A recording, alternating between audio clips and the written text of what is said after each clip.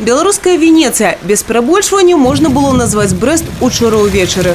Прогноз синоптикаў спраўдзіўся, і стихія ператварыла вуліцы города у водныя артэрыі. Моцны ливень прымусіў пешаходаў выкарыстоўваць у якасці парасонаў усе падручныя сродкі, але і яны не выратоўвалі ад ливня.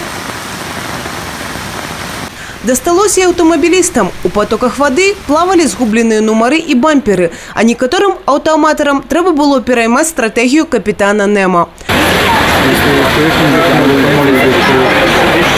На ликвидацию наступства стихии до коммунальников долучились и супрацовники МНС.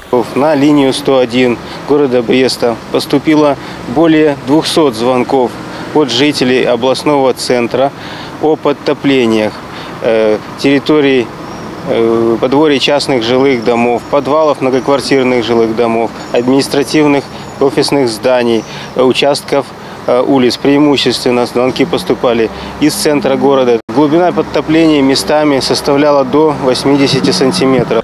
У вялікім заторы на праспекце Машэрава апынуліся і грамадскі транспорт, і аўтамабілі. У гэты раз да добра вядомых вуліц Пушкінскай і Гоголя, якія першымі рэагуюць на моцныя ліўні, далучыліся бульвар Шаўчэнка, Маскоўская, а таксама Чырвонагвардзейская і Сікорскага. Ліўнёвыя каналізацыі ізноў не прайшлі праверку стыхіяй. Не дапамагла і мадэрнізацыя, якая адбылася некалькі год таму. Ни одна ливневая канализация в мире не рассчитывается на залповый сброс воды. А вчера произошло выброс воды порядка 80% месячной нормы. И поэтому город встал.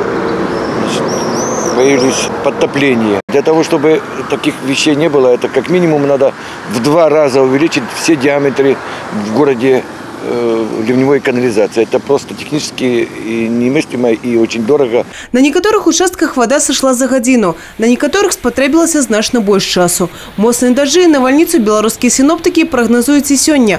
Так што рыхтуйцеся да стыхіі загадзя. Евгения Мороз, Александр Сивицкий, Тыгран Акопян, телерадиокомпания «Брест».